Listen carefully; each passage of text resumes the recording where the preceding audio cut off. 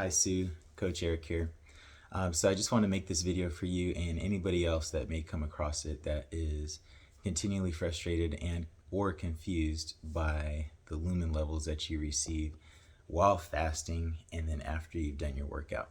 So just wanted to cover a few things here, and they're just a bunch of basics, but basics that I think a lot of people are in the dark about, and that a lot of coaches or people that are in line to help those that are confused, I feel like these are some points that they gloss over and or just might not be privy to. So here's a couple of them. So first of all, Sue, for your morning level of a 2, good job on that. Obviously that indicates you're in fat burn. If you're somebody that's fasting currently, then that would make sense, right? Because most of us fast anyways when we go to sleep because we're not taking in calories while we're sleeping. So good on that 2 reading right there. But you did state that you had black coffee, and black coffee is known to be thermogenic, right? It's known to get that heart rate up as well, and it's known to increase performance output or exercise intensity, however you want to look at that. So usually when I see people reference fasting and black coffee in the same sentence or in the same post, I have a pretty good idea that they have a pretty good idea of at least some of the basics that go into fasting, because those two are often paired together. You know, it's often said that black coffee is one of the 3 things that you could have when you're fasting, the other 2 being unsweetened green tea and of course plain water. And so that already indicates to me that you know a good bit about fasting, and that's a good sign right there. So when you say that you've been very stressed, I get that, and a lot of times mental stress can have a physiological response with the body, and you know nobody's immune to that, I don't think. But I actually just made a post not even 2 days ago on my personal page, and I'll link it here in a bit, but I was talking about how I've had an incredibly stressful 2-month span, let alone this week. I mean, this week got off to a horrible start, but because I am intimately familiar with how to stymie or halt or stop the negative cascade of emotions and hormonal fluctuations that come with ruminating on negativity, because I'm really good at stopping that right in its tracks, it never makes its way to my lumen, right? Not these days. So even if I'm going through some stuff up here mentally, I know how to keep it largely from affecting my metabolism.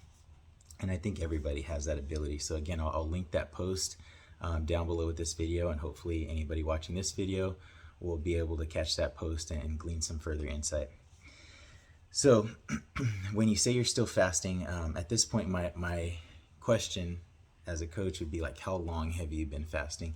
Not necessarily how long have you been practicing fasting, but in this particular scenario, how long had you been fasting? I'm assuming you're fasting while you're sleeping.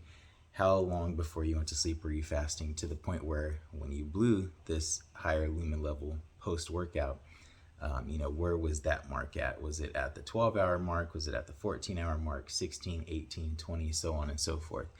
And I say that because it's very relevant. So Lumen had chimed in, as they always do, which is awesome. And they were quick to point out that it could be gluconeogenesis, which is essentially a process where your body runs out of carbs and has to turn protein into carbs, like pretty much bioalchemy, right, through your liver. And that is a very real thing. That's a very real process. And as somebody that is a very active and pretty large person, I'm intimately familiar with that process, having been the victim of it a lot of times, countless times in fact. And so here's the rub with that. Here's the caveat to that. In order to get to a point, a state rather, where you're undergoing a lot of gluconeogenesis, where your body's just breaking down muscle tissue left and right in order to generate energy, you've had to have blown through a lot of calories first, a ton of calories. And let me explain. Even on a fasted system, on a completely fasted system, we have something called glycogen stores, right? So unless you're fasting for days on end, if this is, you're starting your fast over every day, or you're just intermittently getting into this, like they call it intermittent fasting, you usually wake up with with a lot of stored glycogen. Now on the low end, if you're talking about a person who's not very well conditioned, not super athletic, and just not a big person, on the low end, they could have about about 1,500 calories in the body of stored glycogen. About 500 of those calories are going to be in the liver, and the other 1,000 or slightly over 1,000 are going to be spread out around the rest of the body in different muscle groups. On the high end, if you take somebody who's very well conditioned, larger frame, more athletic, they could have up to about 3,000 calories, maybe slightly more, in stored glycogen alone in their body, ready to go at any given time, even on a fasted system. For those of you that aren't familiar, glycogen is just a fancy way of saying stored muscle energy. It's carbs. It's carbs that are stored in muscle tissue for future energy use. So on the low end, 1,500 calories. On the high end, 3,000 calories plus that somebody has in carbs alone for workout energy on demand. Now, here's an extension to that explanation. That's just talking about carbs, right? And for anybody that's familiar with the metabolism and metabolic basics, no matter what type of scenario we're in, whether we're in a low intensity setting or a high intensity setting, we are always burning some combination of fats and carbs. So even if you blow into your lumen, doesn't matter what you're doing, if you blow into your lumen and it says you're at a 1, you're not just burning fat, you're burning mostly fat, but I guarantee you your body metabolically is still using carbs, probably your brain for sure, because your brain loves glucose. On the flip side, if you're at a 4 or 5 and you're thinking, I suck at life, I can't get into fat burn, I'm using up all these carbs or whatever, you're not only using carbs, your body's still breaking down fat, albeit at a probably much slower rate because it has plenty of carbs, right? And so again, if you look at that with exercise activity, if you're doing a completely crazy, high-speed HIIT workout, you're burning mostly carbs. Maybe 90% and up of your energy is coming from carbs, but you're still getting some energy from fat. And on the flip side of that, you could be doing the slowest walk ever, and you think, oh, I'm just tapping into pure fat burn mode, but you're still burning carbs as well. There's always some sort of combination of both. It's the ratios and percentages that change depending on what we're doing. And a lot of that comes down to intensity. So to my next point, if you're not tracking your heart rate with these exercises, that's probably why you're in the dark to begin with. I'm just going to be honest with you. For anybody that's working out routinely and not checking their heart rate, their max heart rate for a given workout, their average heart rate for a given workout, trust me, you are behind the power curve. I don't say that in a condescending way. I say that in like a very respectful coaching type of way. You're behind the power curve and you need to get with it. So whether you have a smartwatch, or a ring, a Whoop, anything. There's so many different options out there these days. Sometimes even people's phones can track their heart rate during a workout. Trust me, there's methods out there. There's ways to do it, and everybody should be tracking their heart rate during the exercise, because that's one indicator of intensity right there. A very measurable, very objective measurement of intensity. And so to dive a little bit deeper into that explanation, say somebody woke up and they're in a 1, right? And they're in a 1 or 2, they're in fat burn mode.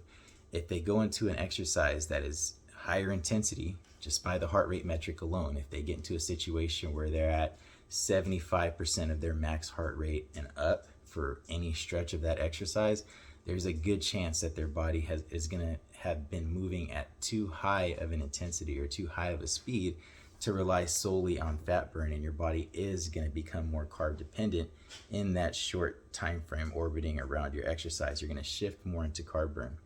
On the flip side, if you wake up in fat burn, you keep your exercise at a lower intensity, and I'm talking about maybe 70% of your max heart rate or lower, maybe down to that 50%, somewhere in there, you're in your zone 2 fat burning range, your zone, and you're going to be more likely to stay in fat burn according to your lumen, according to your metabolism, after your workout.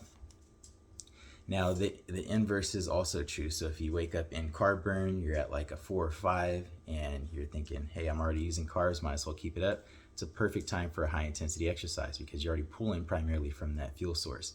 If you decide to down throttle it and go take a low intensity walk with a dog or something like that, you're gonna have to take a really long walk or add some speed to it in order to draw those carb levels down in such a way that you could reasonably expect the lumen to pick up fat burn readings on the other side of that. So knowing the heart rate is critical, and not having that piece of information is always going to lead to more confusion, 100%. And so for the heart rate specifically, get familiar with your zones. For anybody reading this, or not reading, for anybody watching this and listening, get familiar with your zones. Know what your zones are. So I didn't know how old you were, Sue. I was just kind of going off my own age, somewhere around there. So I'm going on 37 this year, so I use 40 for just ease of math. But if you take a commonly used formula of 220 minus your age, in this case 40, that gives you your max heart rate. So in this case it would be 180, and then you calculate your percentages based on that. So if you're trying to stay at 60% of your max heart rate and your max heart rate's 180, that gives you 110. So 110, 60%, fat burn, zone 2 type of thing. You start getting a little higher, 120 in this scenario would be 65%, 130 would be 70, 145 beats per minute would be 80%. Once we start getting up around 80%, we've went past that zone 2 capacity. We're in zone 3, almost flirting with zone 4 at this point. And that's always going to be carb land, if that makes sense. And so if you're doing a workout, anybody listening to this, if you're out there doing workouts and you're tracking your heart rate and you're middle age or older, and you're seeing that like my average heart rate for the workout is like 140 or above, you're probably going to be using carbs on the other end of that workout. So according to your Lumen. And so that does not mean that you stressed your body out. That does not mean that you fasted too long. And that certainly does not mean that you are going into any sort of enhanced gluconeogenesis or anything like that. Because as I just covered a couple minutes ago, even in somebody with a smaller frame, smaller glycogen stores, you still got about 1,500 calories worth of energy from carbs alone to work with before your body gets into a situation where it says, oh man, I don't have any more carbs. I'm working out at too high of an intensity in order to burn fat, so I still need more carbs. Where can I get them from? Break down muscle tissue.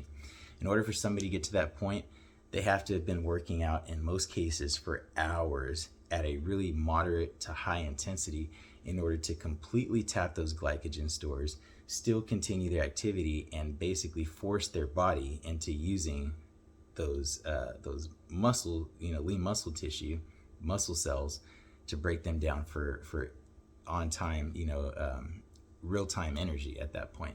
You have to do a lot of workout activity to get to that point. So for anybody that's just doing a casual walk, a normal HIIT exercise, a normal lifting session, and you're not going above and beyond, 2 and 3 hours and flirting near max heart rate the whole time, you don't have to worry about gluconeogenesis.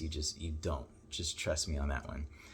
As I'm going to link in this post right here, or this video comment, like I said, I had made a post the other day referring to how I'd been really stressed out, how I was deep into a fast, and how I was just then getting ready to start my workout activity for the day because I could feel that I was in fat burn, and my Lumen confirmed it.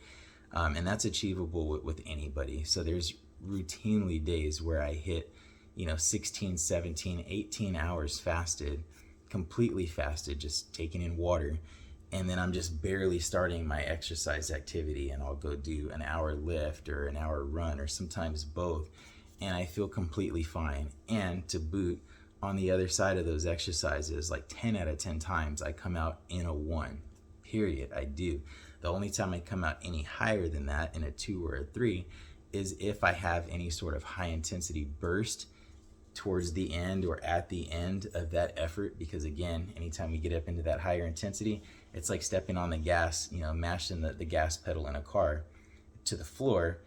The RPMs are going to shoot up, gas is going to spray into the engine, to the combustion chamber, and you're going to need a lot more energy on demand in real time at that particular moment. Same thing with us. And so when I avoid those spikes in intensity, or those exaggerated, prolonged spikes in intensity, I have no problem coming out of any workout in fat burn like you're kind of supposed to, unless it's a HIIT workout. And so hopefully that makes sense. The glycogen stores can get pretty tricky. Most people don't know how that works. And even in this now going on 15-minute video, to say I even scratched the surface of that particular part of the topic would be putting it mildly. Like, I literally just touched the very tip of that subject, because that one in and of itself goes super deep.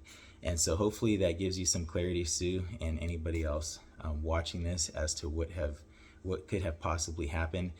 Caffeine is a well-known metabolic booster, and it's very well known to boost the heart rate as well. Anybody that's ever taken, a coffee shot or an espresso shot, can tell you that you'll feel your heart beating a lot faster a couple minutes later if you just kind of shotgun that thing and you drink it pretty fast. So that's what caffeine is known to do, and that in and of itself can help bias you towards carb burn just by shifting your heart rate up. And so if you were going to do an exercise and lifting weights like you said, and maybe your average heart rate for that same type of workout is 125, which is cool, that's squarely in your zone 2, good stuff. If you take caffeine on top of that, there's a good chance that now, because you're working out at a higher rate, now your average heart rate for the exercise might be 135, 140. That pushes you closer to that upper range of that zone 2 / bottom edge of zone 3. And that could be the reason, that's very likely the reason that you're getting that carb burn post-workout. So in that scenario, a good way to prove it would be to continue the fast as you feel okay, because if you're not feeling hungry, not feeling ravenous, that's a good indication that your fast is working in real time and it's being really successful. So in that scenario, just keep fasting. And then when you do get ready to eat, when you finally get ready to break that fast, check those Lumen levels, and I could pretty much promise you that they're going to be exactly where you want them. And so hopefully that makes sense to you, Sue, and anybody else who may have caught this video. If you guys have any questions or would like any of this broken down further or explained in greater detail, please don't hesitate to reach out, DM me, shoot me a message. This is what I do 24/7. I'm a full-time fitness consultant. I've been doing this stuff for years, and I'm willing and ready to help anybody out there that is confused on any aspect of this metabolic health and fitness journey. You guys take it easy, and thanks for listening. Coach out.